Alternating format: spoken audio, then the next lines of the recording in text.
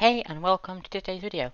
Today we'll be setting up the .htaccess file so we can add the most important things into it, like directing all traffic to a secure version of a website and not an insecure one. We can also add rewrite rules, which will mean that special rules will be applied to any visitors which access your website. Next video we'll be adding a home/index page, so subscribe with notifications on to get notified when that comes out. Let's get straight into our .htaccess file. First, I'm going to mention this video is a very basic tutorial, and if you're looking for a real page turner, then go to the official documentation for the .htaccess file, or just post a thread on Stack Overflow like everyone else does. To create a .htaccess file, we need to right-click on FileZilla and select Create a New File. Name the file .htaccess. If you get this wrong, then it will not work. Once you've clicked OK, you should see the file type of the file saying HTACCESS file. This means you're on the right track.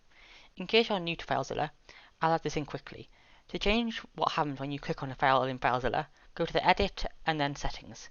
On the left menu, select File List in the Interface section. In the third box down, you'll see a setting called Double-Click Action on Files.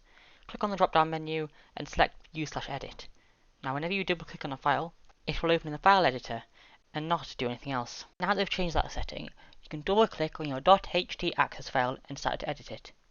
First, we will add a rule, which means that if people go to http://example.com, which is an insecure version of the site, they will be forwarded to the HTTPS version, which is the secure version.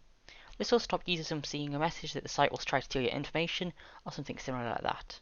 Or sometimes they might see a red screen of death, which is definitely not what people want.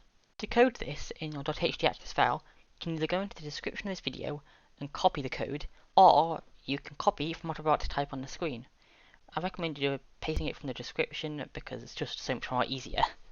The second thing we want to add is to remove the .php or .html from the end of our website links. This means that the site will look much cleaner and users will be able to find pages easier.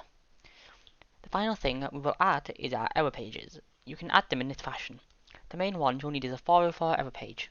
This one is shown when a user goes to part of the website which can't be found. Well, that's the three basic things which I think everyone should have. If you want to add more information or rules for the website, take a look at the documentation and description. I hope this was helpful, and I'll see you next time.